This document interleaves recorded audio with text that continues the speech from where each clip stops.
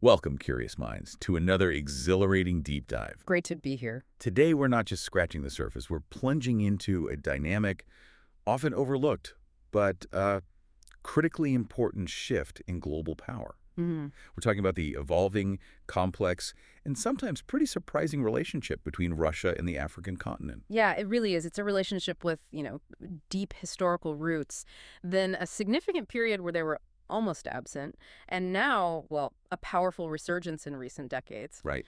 Understanding it is absolutely key, I think, to grasping the intricacies of 21st century international relations and, frankly, the shifting geopolitical landscape. Absolutely. So our mission today is to unpack this intricate web, Russia's foreign policy towards Africa. Let's do it. We're going to try and extract the most important nuggets of knowledge from our sources, helping you understand the origins of Russia's involvement, the driving forces behind its recent return. Yeah, the why now. Exactly. And how other global powers are reacting to this resurgence and maybe what the future might hold. It's a big picture. Get ready for some surprising facts and maybe some genuine aha moments that hopefully will leave you truly well informed. Think of this as like a strategic roadmap. We'll be tracing the contours of a geopolitical landscape that's constantly shifting, Constantly. exploring the historical precedents, the compelling economic drivers, and the critical security dimensions that now define this evolving relationship. Yeah. What's truly fascinating, I find, is how history often provides the clues, the hints to current motivations. Okay, so let's unpack that history then. We're starting way back because, as you said, Russia's engagement with Africa isn't some brand new thing that just popped up. Not at all. Our sources reveal its roots stretch all the way back to the Tsarist era, maybe even reaching into the Middle Ages. That's right, yeah. And it's quite fascinating to trace those early, often overlooked connections. We see instances of, like, Russian Orthodox pilgrims and Christians meeting African counterparts in the Holy Land. Really? Right. That early. Yeah, forging these sort of spiritual and cultural bonds that transcended vast tendencies. Similarly, Russian and African Muslims connected in Islamic holy places, Ah, creating these informal but, significant early interactions through shared faith and pilgrimage. These weren't state-to-state diplomatic efforts in the modern sense, obviously, no, of course not. but they were crucial seeds, little seeds of initial contact. It wasn't just informal connections, right? Russian explorers were actively visiting African countries, setting up consulates in key strategic spots like Egypt and Alexandria. What did those early diplomatic moves signify? Well, they were laying down diplomatic foundations much earlier than I think many people might assume. Yeah. Establishing consulates wasn't just about, maybe facilitating trade. It was a clear signal of burgeoning state interest, a desire to formalize interactions beyond just individual travelers or pilgrims. So state-level interest was emerging. Exactly. And this historical engagement eventually led to formal diplomatic relations with significant African nations like Ethiopia and South Africa as early as 1898. Wow, 1898. But, and this is crucial to put into perspective, prior to 1953, actual contacts remained, well, notably limited. Okay, why the lull? The primary reason for this sort of prolonged quiet period was the capitalist status of most African countries, which were largely under colonial control. Oh, the colonial structure. Right. This economic and political reality just didn't align with the Soviet Union's developing socialist ideology and its strategic priorities at that particular time. Okay, so we have this quiet period, limited engagement. But then came a pivotal shift. It was under Nikita Khrushchev, right? Mm-hmm. That interest in Africa really sparked, Oh, definitely. leading to a renewed drive to engage with newly independent governments, anti-colonial movements across the continent.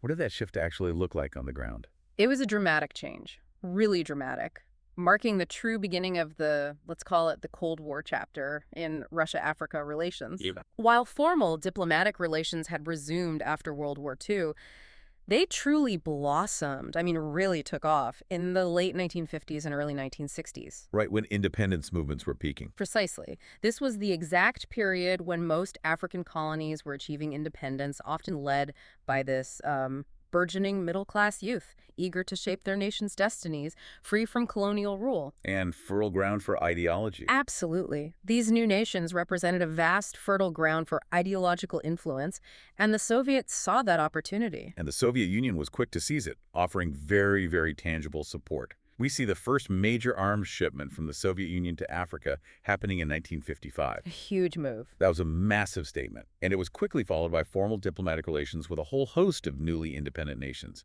Algeria, Ghana, Guinea, Mali, Sudan, Morocco, Libya. The list goes on. Yeah. These countries even sent representatives to the 22nd Congress of the Communist Party in 1961. That shows a deeper ideological alignment, doesn't it? Oh, completely. This wasn't just talk. It was active, strategic engagement on a pretty grand scale. Indeed.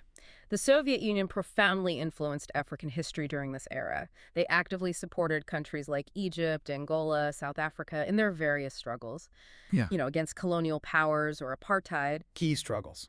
What's particularly fascinating here, I think, is the Soviet Union's assertive global stance against colonialism itself.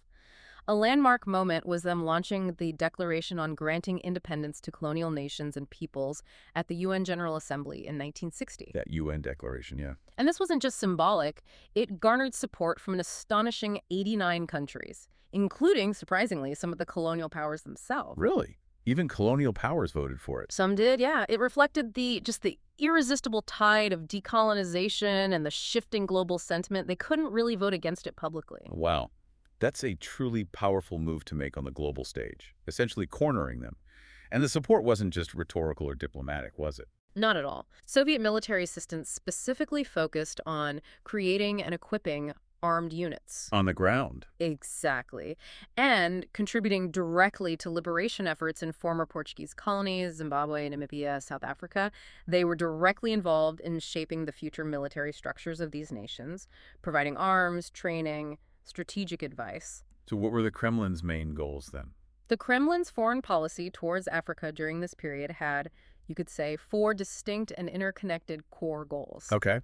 First, establishing a permanent presence across the continent, ensuring Soviet influence extended far beyond Eastern Europe. Global reach. Second, actively supporting local communist parties and socialist movements, hoping to replicate their political model.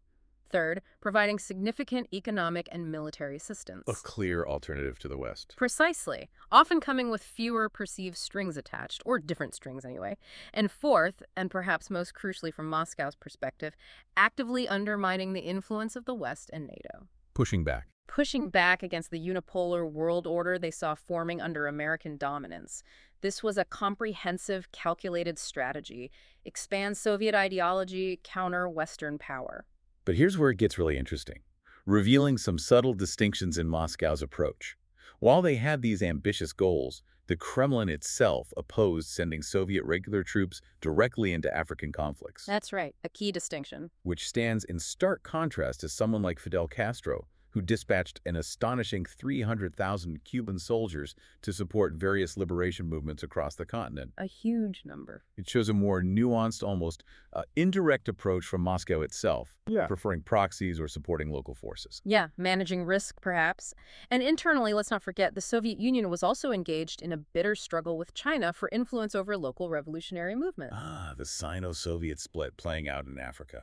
Exactly, especially as China began to assert its own brand of communism and offer alternative support. This highlights the complex, multi-layered ideological landscape of the time. Even allies were competitors for influence. Okay, so that sets the Cold War stage. Now, as we move into the 1990s, the story takes a dramatic turn. We see a profound deterioration. A collapse, really. The Soviet Union's disintegration led to a significant collapse in African relations, leaving this gaping hole where robust ties used to be. Russia largely shifted its focus inward, right? Grappling with immense internal issues, leaving many cooperative projects incomplete, just abandoned. Totally abandoned. This absence created a void that would profoundly impact the continent for years. A truly huge void. Yeah. And the economic fallout was particularly stark. The trade volume between Russia and Africa plummeted dramatically, from $1.3 billion down to a mere $740 million. This fell off a cliff. That's a staggering drop, nearly 45%. It speaks volumes about the depth of this disengagement. It wasn't just a slowdown, it was an economic withdrawal. And the retrenchment wasn't confined to economics either. This period also saw the closure of 9 Soviet embassies and consulates across Africa, 9. Wow. further eroding the cultural, the scientific, the person-to-person connections that had been, painstakingly built over decades. It signaled a clear diplomatic retreat, a pulling back. Compounding all of that, you had domestic and social strains within Russia itself, Yeah. negative portrayals of former Soviet Union supporters in the new Russian authorities and media. This fueled a rise in xenophobia, racism even. Yes, sadly. That severely strained any remaining relations, making it even harder for African nations or individuals to maintain ties with what was once a key partner. The atmosphere changed. And under President Boris Yeltsin, Russia adopted this new foreign policy, primarily aimed at, appeasing the West, integrating into the global capitalist system. Pretty much, yeah. Appeasing the West, getting loans, integrating. And due to severe economic problems and internal instability, Russia actively withdrew from Africa. So what did that withdrawal look like specifically? It meant not only closing embassies in those 9 nations, but also suspending trade missions, cultural centers, cutting aid dramatically. Cutting aid they probably desperately needed. Oh, absolutely. And even demanding debt repayment from African countries that were often struggling themselves. Diplomatic, political, military cooperation largely ceased. The continent was effectively, deprioritized, off the map for Moscow. So this period of absence, spanning from 1991 into the early 2000s, it was characterized by just a severe lack of engagement, political, economic, military. Across the board. And this widespread deterioration was driven by a complex interplay of internal and external factors. Internally, Russia faced a profound loss of ideological stimulus after communism collapsed, The whole belief system gone. coupled with severe economic instability, deep political confusion within the nascent Russian Federation, and externally, a clear strategic pivot towards the West. The Russian government's intense internal focus, the prolonged political instability, it directly impeded any meaningful interaction with African countries. It just made it impossible to maintain the relations forged during the Soviet era. And the impact on Africa. This absence significantly affected African countries. It left them without a previously reliable partner for arms, training, development aid. For many, it really felt like being abandoned, left high and dry. And the economic contrast here is truly eye-opening. It illustrates the immediate consequences of this void. Russian trade with Africa decreased by a staggering 80% between 1990 and 2000. 80%. That's a near total collapse. And in stark contrast, Chinese trade in Africa increased by 700% in the exact same period. 700%. Just incredible growth. Talk about a shifting of the economic guard. Russia wasn't just stepping back. They were practically vanishing from the dance floor, while China decided to build a whole new ballroom. That's a good way to put it. This clearly illustrates how other global powers, particularly China, rapidly moved to fill the void left by Russia, fundamentally reshaping Africa's external partnerships. But this extended absence, ironically, kind of set the stage for Russia's eventual comeback, didn't it? Indeed, it inadvertently did. Vladimir Putin's rise to power marked a discernible shift towards, let's say, realism and a more assertive stance in foreign policy. A different approach. And his appointment of Yevgeny Primakov as foreign minister back in 1996, a figure known for his focus on multipolarity. Babyka. That signaled a new direction for Russia's global posture, laying the groundwork, really, for its eventual return to the world stage, including, eventually, back to Africa. Okay, here's where it gets really interesting. Russia is back in Africa. And it's not just a casual return, is it? There are very deliberate, powerful geopolitical drivers at play. Oh, absolutely deliberate. A primary one seems to be Russia's undeniable aim to challenge Western hegemony and dramatically increase its overall influence in Africa, positioning itself as a global player once more. That's central to it, yes. And what's fascinating here is how tensions with the United States and its allies have, perhaps surprisingly, served as a catalyst. How so? Well, they've inadvertently strengthened Russia-Africa relationships. When faced with Western pressure or sanctions, Russia often finds a more receptive audience in African nations. Right. Many share that desire for a more balanced global order. Exactly. Senior Russian leaders consistently emphasize Africa's growing importance to Russia's foreign policy. They view the continent not just as a market or a resource base, but as a crucial arena for asserting its global role, demonstrating its diplomatic and military capabilities. This resonates strongly with that concept we read about, the awakening of the bear's roar. Mm-hmm.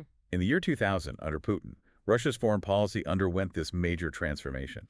This period centered on emphasizing Russia's sovereign interests, restoring its international standing, rebuilding national security, Getting Russia back on its feet globally. and actively promoting a multipolar world where no single superpower dominates. It's often referred to as the Putin principle, right? That's the term, yeah. The idea that Russia must be treated as a major power with its own sphere of influence, the right to act independently on the world stage. And for many African nations, this vision offers an appealing alternative to what they might perceive as Western dictates or interference. Exactly. This multipolar vision particularly resonates with many African countries because it aligns with their own aspirations for greater autonomy, diversified They partnerships. don't want to be caught in one camp. Precisely. They've shown significant support for Russia on principles like national sovereignty, peace, security, and international forums. They often affirm Russia's position as a player at the crossroads of global development trends amidst all this international turmoil. So it's a shared stance. A mutual desire, you could say, to push back against a perceived unipolar world. This strongly encourages Russia to prioritize African relations and strengthen international cooperation for mutual benefit.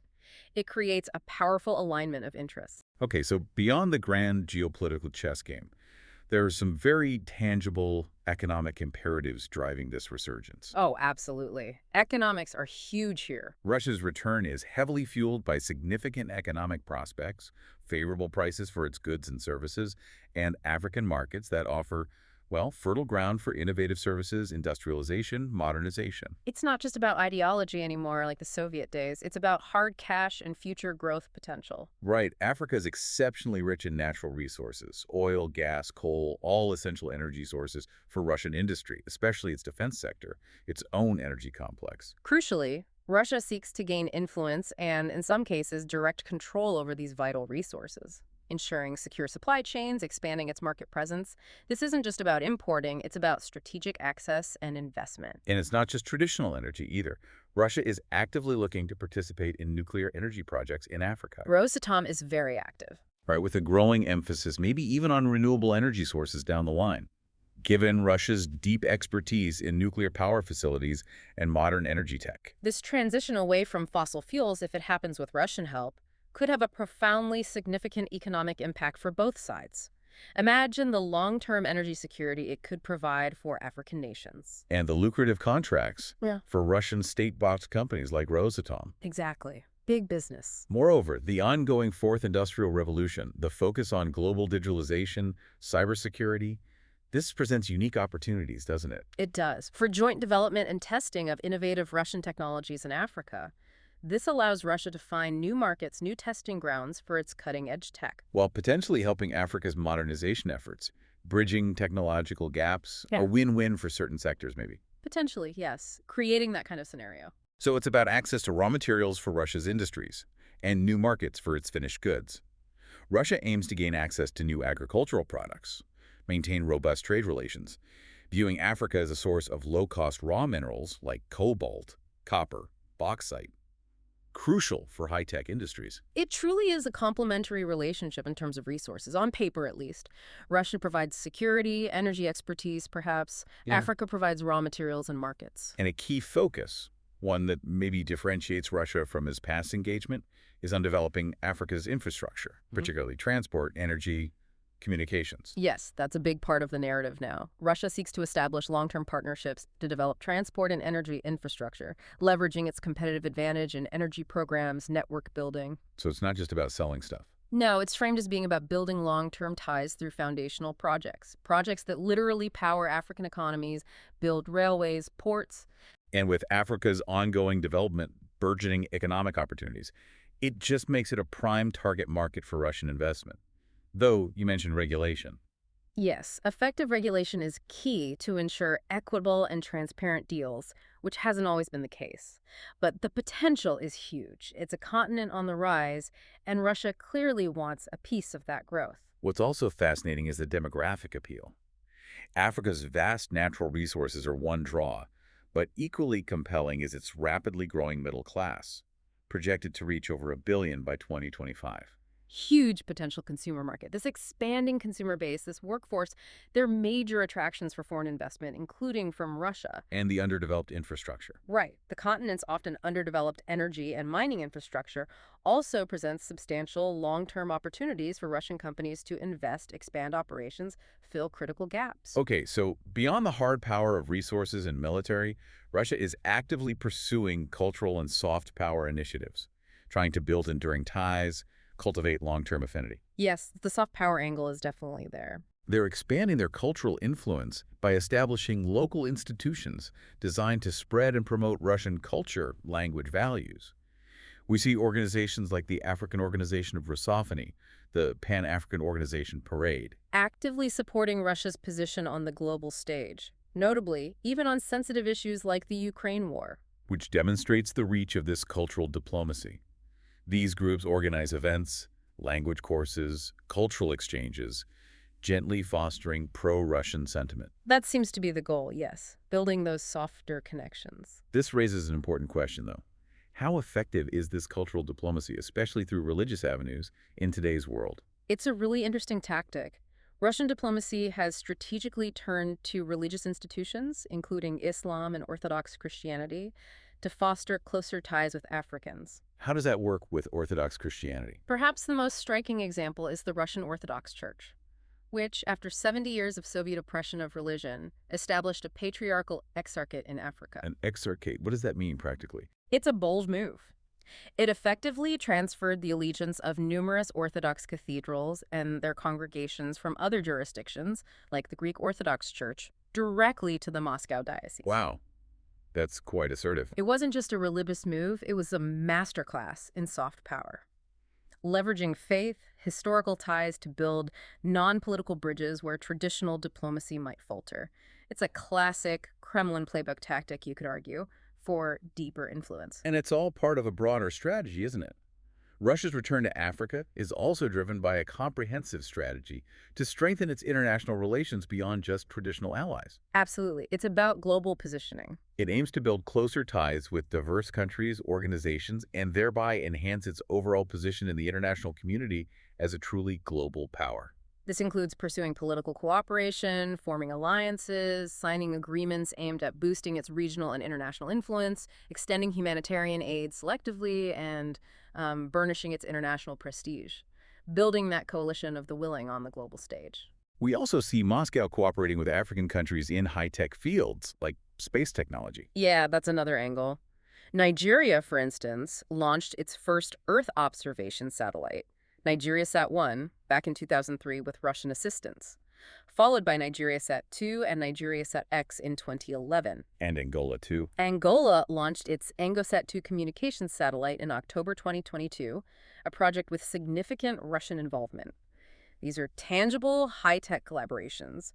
They showcase Russia's technological prowess and provide critical infrastructure for African nations, weather forecasting, telecommunications, etc. Now let's talk security and military cooperation. Yeah. This is, without a doubt, a huge piece of Russia's strategy in Africa, perhaps its most visible and immediate impact. It's definitely front and center. Moscow aims to restore trust and influence by reestablishing long-standing alliances with developing nations, alliances that often date back to the Cold War. And a key narrative they push is that Russia was never a colonial power in Africa, unlike many Western nations. This helps maintain political credibility, allows Russia to position itself as a more palatable partner, one that can resist perceived American global domination based on Western-style democratic values. It's a powerful message, very effective for many African leaders. And that narrative translates directly into business, especially arms deals. Exactly.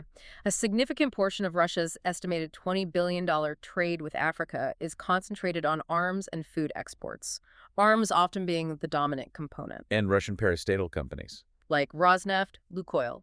They're major players in the mineral, gem, oil sectors, securing access to valuable resources. However, and this is a critical point, The transparency issue. the terms of these agreements are often concealed, highly opaque, making their full value or the precise duties and obligations placed on African countries extremely difficult to ascertain.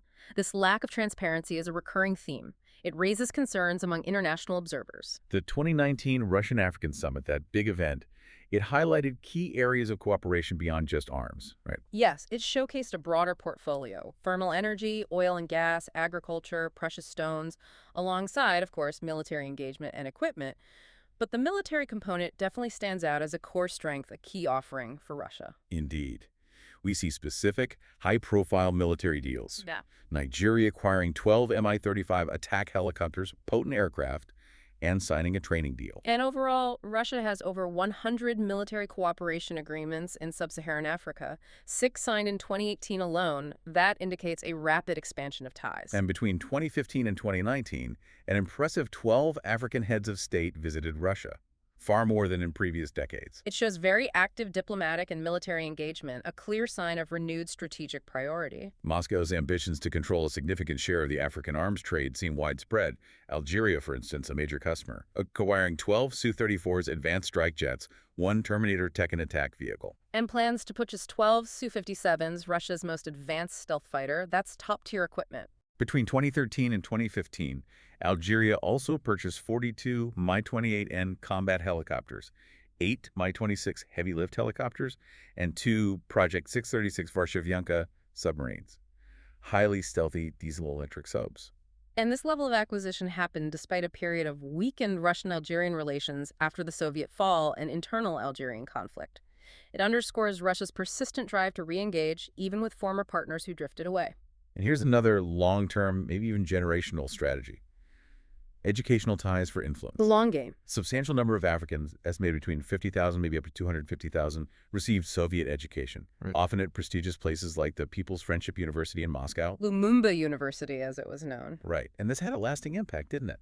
These graduates returned to become leaders, professionals in health, engineering, manufacturing, fostering a generation with strong historical, cultural ties to Russia. Absolutely. A network of influence built over decades. And now Russia aims to significantly increase African student enrollment again to 15,000 by 2025 through initiatives like the Scholarships for Russia and Africa program. That's a powerful way to build future connections, literally cultivating a new generation of leaders.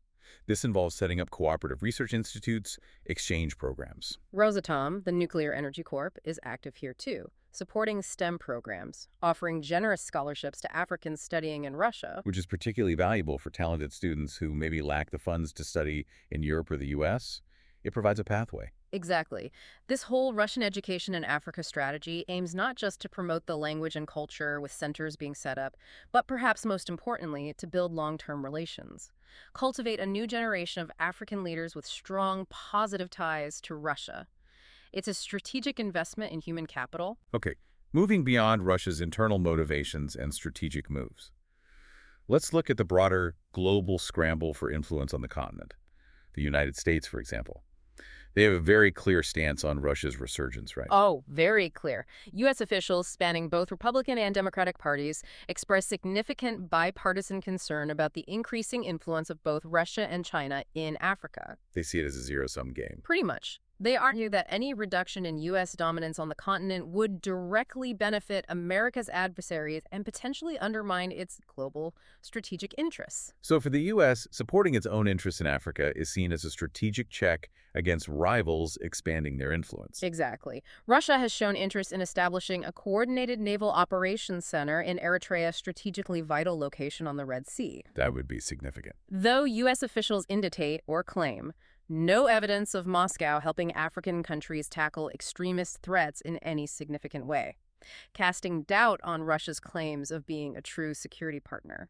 And former Secretary of State Tillerson explicitly warned African leaders. He did, about the potential risks and benefits of engaging with Russia, urging caution and transparency. The United States has also voiced serious concerns about the terms and conditions of Russia's growing economic involvement, specifically calling for greater transparency, accountability in deals, especially those involving natural resources. And there's apprehension regarding Russia's political interference in African internal affairs, citing its historical pattern, or perceived pattern, of supporting authoritarian regimes and opposing democratic institutions, which aligns with Russia's own sovereignty over democracy principle. These are fundamental concerns about the nature and long-term implications of Russia's engagement. Absolutely. Serious concerns from the U.S. perspective. Now, when we talk about historical rivalry on the continent, we absolutely cannot ignore the intense Russo-French dynamics, particularly in West Africa. Oh, that's a key battleground. France has historically maintained strong control, deep influence in West Africa and the Sahel region. Our traditional sphere. viewing it as a critical market for French exports, a vital source of natural resources like uranium, and a crucial line of defense against Europe's security concerns, especially terrorism. This region is integral to France's international prestige, its post-colonial identity. And Russia, in its bid to restore global influence, has made the Sahel region a particular strategic focus. Directly challenging France. An example is Russia's provision of affordable weapons to African forces, military helicopters, high-quality weapons for Mali, for example, often at prices more accessible than Western counterparts. Though the pricing can be opaque. Very opaque, yes. But this direct intervention in military supply chains directly challenges French historical dominance and security partnerships in the region. And this growing Russian influence has significantly alarmed European authorities, especially in France. Hugely alarmed them, prompting calls for the EU foreign policy chief, Josep Borrell, to intervene, even prevent European specialists from monitoring UN sanctions violations, highlighting the severity. France, in particular, has been profoundly bothered by the Russian presence, often through the Wagner Group, in Mali and Burkina Faso, Undermining their relationships. directly undermining its long-standing military and diplomatic relations with the group of 5 Sahel countries. It's also notable that France's colonial history and the memory of Soviet aid have left a complex, often negative impression on people in these regions, a sentiment Russia actively seeks to exploit. Creating divisions among international powers. What's truly fascinating here is how the rivalry between Russia and France in the Sahel has created palpable divisions. The United States has consistently supported Paris and Europe to counter Russian influence, pouring resources into regional security initiatives. But this could escalate things. This dynamic could potentially escalate military power in the region without sufficient justification, leading to further instability, unintended consequences. Experts outline 3 potential scenarios for Russia and European countries in the Sahel. Okay, what are they? First, continued competition, which could lead to protracted instability, internal conflicts. Second, diplomacy and dialogue, the hopeful but challenging path. Or third, an escalation of Russian influence, where Russia gains significant ground and fundamentally alters the regional balance of power in its favor. Which would have huge implications. Profound implications for global security. The stakes are incredibly high for the future of the region. Okay, moving on to Russia and China. This is a truly fascinating interplay, isn't it? Both competition and pragmatic cooperation on the African continent. It's very complex. China, as Africa's largest investor and trading partner, closely observes Russia's growing influence. They're keenly aware of potential threats to their own colossal economic interests. They're certainly not naive. So how do their approaches differ? Well, Russia primarily strengthens its military and economic support through arms exports, training, often in exchange for resource access. China, on the other hand, aims to maintain positive relations with both Russia and African countries while vigilantly safeguarding its own significant interests, which are predominantly economic infrastructure focused. So China acknowledges Russia's power, but pursues its own goals. Exactly. China acknowledges Russia's legitimate global power, but is intent on pursuing its own distinct objectives, carefully balancing its relationships. So they're not necessarily working hand in hand, are they? Our sources show Russia's concerned about China's increasing activity in Central Asia, its military base in Djibouti. Viewing China's actions in Africa as potentially undermining Russia's own Belt and Road Initiative interests in the wider Eurasian space. And academics have compared their strategies. Yes, academics at the University of Hong Kong specifically compared Russia's military-focused approach to China's economic penetration strategy. They found no concrete coordinated strategy between them. Some more parallel play than teamwork. It seems to be more of a parallel, sometimes competitive, rather than truly collaborative approach on the ground. And there are clear points of friction. Oh, yes. While China fears direct Russian competition, especially where Chinese companies operate, Moscow seeks to leverage that Soviet legacy, sending weapons and military advisors to regions lacking assistance from others. Which could worry China about its own arms sales. Exactly. And China also fears Russia's gains from instability in the Sahel, particularly through Wagner Group operations. These actions affect the regional status quo and could exacerbate relations between the two powers locally. But despite the competition, they do cooperate sometimes. They do, notably through similar UN votes on various resolutions and a shared focus on peacekeeping and stabilization missions, often presenting a united front against Western-led initiatives. But comparing their overall participation and impact remains complex due to their very different approaches. So China's approach is pragmatic. China's overarching approach to Russian influence in Africa remains pragmatic, designed to protect its immense interests, maintain positive relations where possible, and ultimately uphold its own burgeoning economic hegemony on the continent. It's a very balanced, self-interested, long-term approach. We also need to look at Turkey's increasingly significant balancing act on the African stage. Turkey's a growing player, definitely. Russia's growing engagement is a significant concern for Turkey, which has historically enjoyed close ties with many African nations and has invested heavily in African infrastructure and economy over the last 2 decades, rapidly expanding its footprint. So direct competition. It's clear they're in direct competition for regional influence, particularly concerning Africa's vast resources and expanding military exchanges. Turkey is particularly concerned about Russia's military cooperation, the arms sales, the training, viewing it as a direct competition to its own growing defense industry exports and influence. A direct strategic challenge. And this competition extends beyond the military to the economic realm. Turkey faces direct rivalry from Russia's increasing African economic relations, infrastructure investments. What's Turkey's approach then? It's multifaceted, often described as neo-Ottomanism, leveraging historical, cultural, religious ties, focusing on robust political, economic, diplomatic, cultural, religious relations, building a broad base of influence, not just focusing on one sector. So how does Turkey work to maintain its influence against this new surge from Russia? It actively works to deepen economic ties, building critical infrastructure roads, ports, hospitals, establishing partnerships across various sectors to counter Russian competition. The Turkish Development Agency, TİKA, provides substantial aid, around $1 billion in aid, investments, trade, positioning itself as a reliable development partner. And militarily. Much like Russia, Turkey strengthens its military ties, maintaining its position as a major arms supplier, offering military training, intelligence sharing, equipment sales, including those popular Turkish drones, specifically to prevent the growth of Russian influence. It's a very direct, strategic countermove, protecting its market share and political standing. Finally, let's touch on the UK's strategic re-engagement with Africa. Post-Brexit, the UK has explicitly stated plans to build long-term strategic partnerships in Asia, Africa, Latin America. Viewing these as critical new markets, diplomatic allies, this initiative is explicitly designed to counter Russia's influence globally while simultaneously promoting core British values: sovereignty, territorial integrity, free trade. So both Russia and the UK are actively re-engaging, but from different angles. Exactly, from very different starting points with distinct priorities, both focusing on commercial opportunities, political influence. But their priorities diverge significantly. Russia primarily seeks BRICS membership for African partners, robust security cooperation, often through military means. The UK leans heavily on its historical Commonwealth ties, significant financial aid commitments, and a focus on governance, sustainable development. So what does this all mean for the African continent itself, all these players? Well, the sheer vastness and diversity of Africa, 54 distinct nations, allow for both players, and indeed many others, to pursue their interests without necessarily being in a constant zero-sum conflict across the entire continent. Room for everyone, maybe. To some extent, strengthening bilateral connections is seen as crucial for securing large-scale public bids for either nation.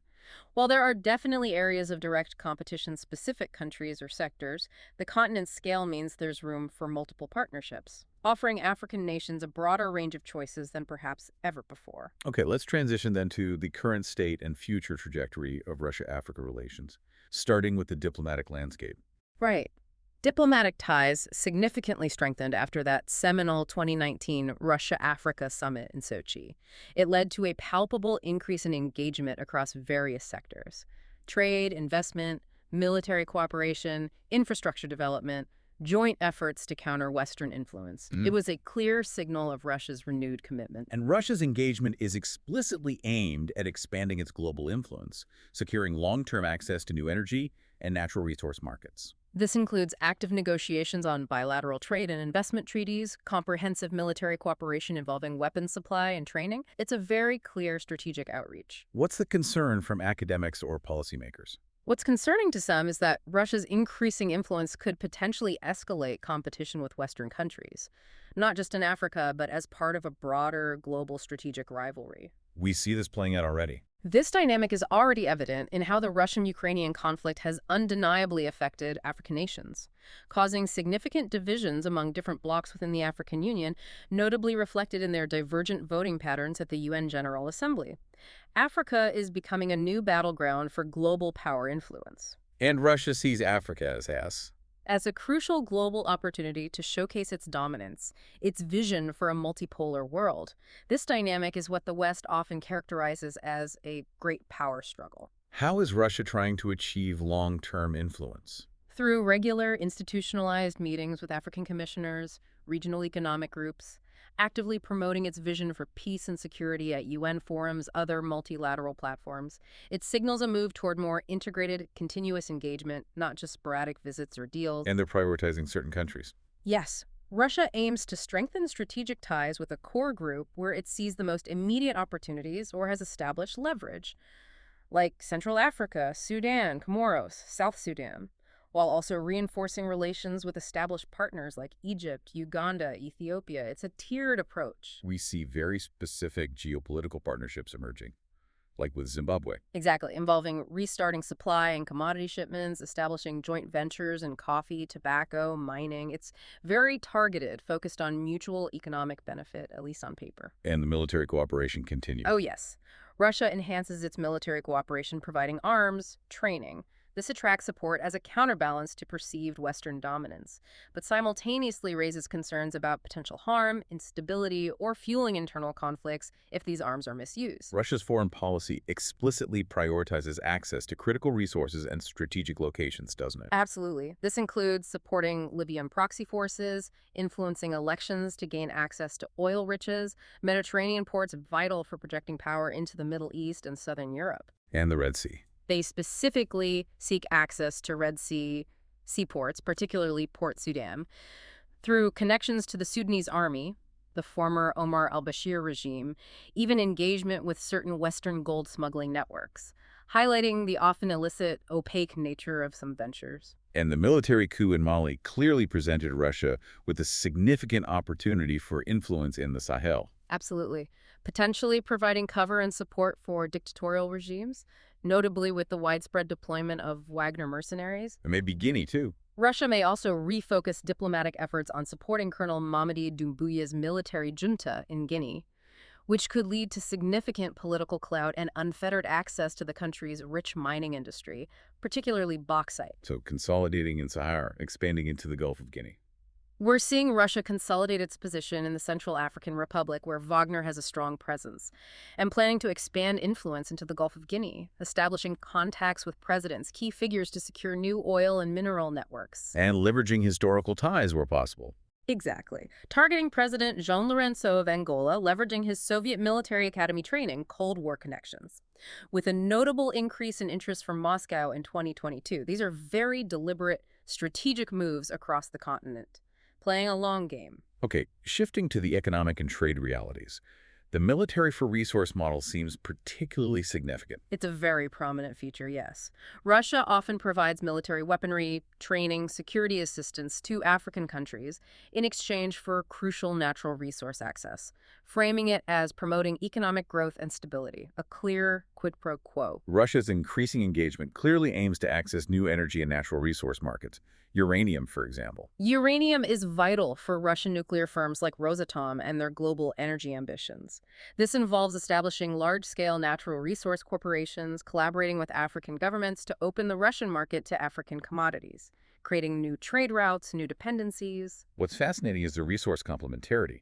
Russia itself lacks some essential raw materials for certain high-tech industries, Making Africa's abundant natural resources a significant growth opportunity for Moscow.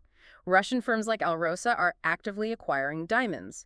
Gazprom, Lukoil, Rostec, Rosatom are heavily involved in Africa's energy development, oil, gas, nuclear. and expanding mining involvement. Across Africa, yes, specifically focusing on strategic minerals like cobalt, crucial for batteries, and copper, essential for electronics.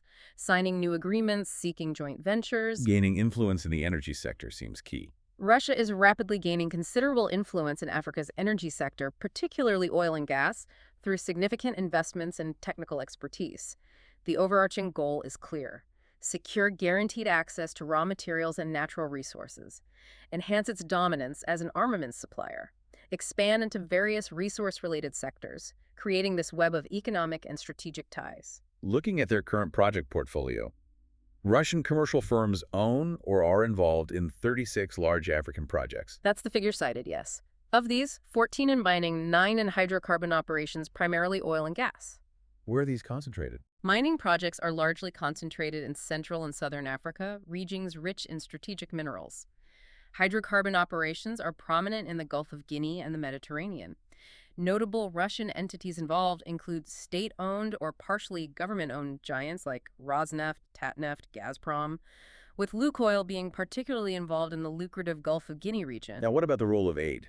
Russia states it boosts African aid. But its investment in development aid remains comparatively low when contrasted with other major global players. Plus, international sanctions against Russia may further shrink these aid budgets. Now, low is low. For instance, our sources indicate only about 7.3% to 8.7% of its overall global aid was spent in Africa between 2012-2017.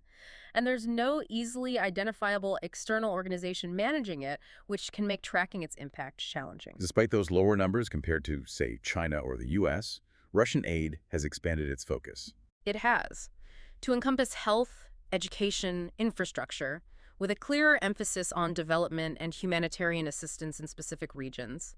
A significant component is education scholarships, training for African students and professionals, aiming to increase cultural exchanges, establish cultural centers, foster long-term goodwill. And infrastructure examples. We have seen some, like Russia providing aid for infrastructure development in Sudan, with deals worth a substantial $1.5 billion signed in 2019, highlighting its capacity for large-scale projects when strategically motivated. But overall, still modest compared to others. Right.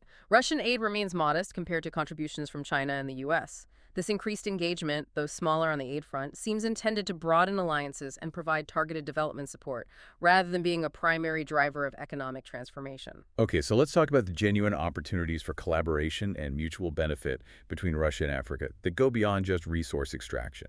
There are potential positives, yes. Africa's abundant natural resources present significant opportunities for Russian investment in infrastructure projects, industrial development, Which in turn allows African countries. to diversify their economies by exporting resources to new markets like Russia, creating jobs, potentially reducing poverty, promoting desperately needed economic growth. And politically. Increased Russian involvement could significantly enhance its political clout on the global stage, serving as a critical counterbalance to Western influence, potentially fostering new alliances with African countries eager to diversify their partnerships, avoid being solely reliant on one power bloc. And crucially for many nations, the security collaboration. Russia-African security collaboration has undeniable potential to boost regional stability and security. By providing military aid, advanced training, weaponry tailored to address specific terrorism and insurgency concerns. Russia offers a vital service. A service many African nations desperately need, especially when other partners might be hesitant or impose conditions. This is a very practical, immediate benefit for many facing pressing security challenges. However, it's equally important to acknowledge the significant challenges and limitations to Russia's engagement. Absolutely. It's not all smooth sailing. Russia's relatively small overall trade and investment footprint inherently limits its influence on the continent's broader development trajectory. Meaning African countries might prioritize others. Exactly. They might prioritize engagement with other major powers like China or the EU that offer more substantial economic partnerships, larger development financing. And Russia faces intense competition. Fierce competition from established global powers, China, the U.S., Europe, all actively strengthening their relations with African countries. This forces Russia to compete with nations that often have far greater historical ties, establish influence networks, deeper pockets, larger aid budgets. It's a crowded field. Internal African instability is also a factor. A huge factor. Political instability within African countries, weak institutions, pervasive corruption, weak governance significantly hinders Russia's ability to establish truly stable, long-term partnerships. This volatility makes large-scale investments risky, unpredictable.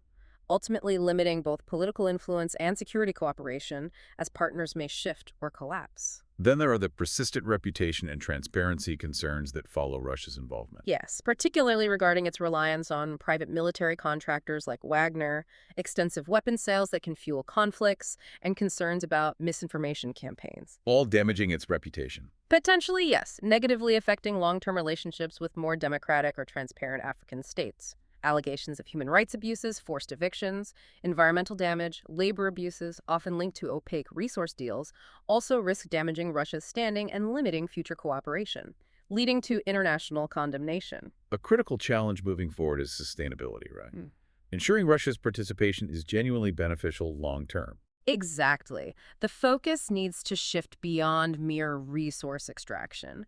For Russia to be seen as a true development partner, its engagement needs to move towards economic diversification, comprehensive infrastructure development, local capacity building, rather than primarily on rapid exploitation of natural resources, which often leaves host nations with little lasting benefit. Though compared to former colonial powers, Russia's cultural and linguistic ties aren't as deep. Not as deep or widespread, no. This could hinder effective communication, limit the broad impact of aid initiatives, potentially create tensions with African nations more culturally allied with the West. And the great power rivalry itself. The ongoing competition with China and the U.S. means Russia's new involvement could inadvertently cause or exacerbate tensions and conflicts on the continent as local issues become intertwined with global power plays. So looking ahead to future prospects, it seems complex and uncertain. Very complex, yes. Russia's increasing engagement, highlighted by events like the 2019 summit, points to a future with both significant opportunities for cooperation and, crucially, potential for conflict and instability. There are pathways for enhanced cooperation, though. Russia and African countries certainly have the potential to enhance economic and political cooperation in vital sectors like energy, infrastructure, security. This can be achieved by diversifying investments, actively addressing human rights violations, promoting sustainable development through genuine capacity building, infrastructure development, moving beyond purely transactional relationships. But the risks remain. Oh, yes. Persistent political instability, weak governance, ongoing African conflicts could lead to tensions between Russia and African countries themselves, potentially resulting in unintended negative consequences, further destabilizing fragile regions. And the human rights issue. Russia's perceived disregard for human rights, seen in some security engagements, could lead to diplomatic isolation, increased international pressure in Africa, which would impede relations and cause dire consequences for its long-term objectives. So the future is complex, uncertain, requires careful navigation. Absolutely. It requires policymakers on both sides to prioritize mutual benefits, respect human rights, commit to sustainable development while carefully avoiding actions that could escalate conflict. Russia's engagement already has significant political ramifications, strengthening diplomatic ties, providing military assistance. But this participation faces sharp criticism for lacking transparency, potentially undermining democratic institutions and human rights. To understand Russia's strategic intent, experts classify its future engagement into 4 strategic tiers. Yes, based on current participation and potential expansion. Tier 1 includes North African countries like Algeria, Egypt, Libya, Sudan, where Russia has substantial involvement, extracts large economic rents. These are its core partners. Tier 2. Comprises 14 countries where Russia is likely to extend participation as opportunities arise, showing favorable local conditions. Nations like Gabon, Nigeria, Chad, Guinea, Rwanda, South Sudan, Angola, Cameroon, DRC, Guinea-Bissau, Madagascar, Mozambique, South Africa, Zimbabwe. Tier 3 is a larger group. Much larger, with more modest Russian participation. Countries like Kenya, Mauritania, Morocco, Niger, Rwanda, Uganda, Benin, Côte d'Ivoire, Sierra Leone, Somalia, Togo, Tunisia, Zambia, Burkina Faso, Equatorial Guinea, Eritrea, Ethiopia, Gambia, Ghana, Liberia, Mali, Republic of the Congo, Senegal, Tanzania. Places where Russia has some presence but isn't a dominant player. And finally, Tier 4. Encompasses 6 countries where Russia is unlikely to significantly expand activities, primarily due to low existing Russian participation and often low local capacity for engagement. This tiered approach highlights a very strategic, targeted expansion, doesn't it? Not a blanket approach. Exactly. And the evolving international order, perceived loss of American hegemony, rise of a multipolar world is expected to intensify both competition and, at times, conflict in critical regions like Africa. In Africa itself. The continent, far from being passive, is increasingly asserting its own agency and navigating these complex global power dynamics, making its own choices. Well, what a journey. We've covered centuries of Russian engagement in Africa, from those initial Tsarist contacts through the Cold War alignments, the dramatic post-Soviet withdrawal, And back again. and its multifaceted resurgence, driven by powerful geopolitical, economic, cultural ambitions. We've also explored the complex interplay with other global powers, the US, France, China, Turkey, the UK, and the immense opportunities, limitations, challenges ahead. It's a powerful reminder, isn't it? History profoundly shapes the present, and every decision made now is laying the groundwork for future global dynamics. Africa is no longer just a backdrop, it's a central player in this evolving narrative. Absolutely. So as you consider this deep dive into Russia's dynamic relationship with Africa, what does it truly reveal about the shifting sands of global power dynamics? As you consider the continent's growing agency and the intense competition for influence, how might you see these very same patterns of engagement, both cooperative and competitive, play out in other regions of the world? Or even in areas of your own life where diverse interests and powerful forces converge? That's a great question to ponder. This isn't just about geopolitics, far from it. It's about understanding the complex forces shaping our world and the critical, often surprising role that every continent, every nation, every relationship plays within it. Keep asking those questions, keep seeking those surprising facts, and keep diving deep. Until next time. Thanks for listening.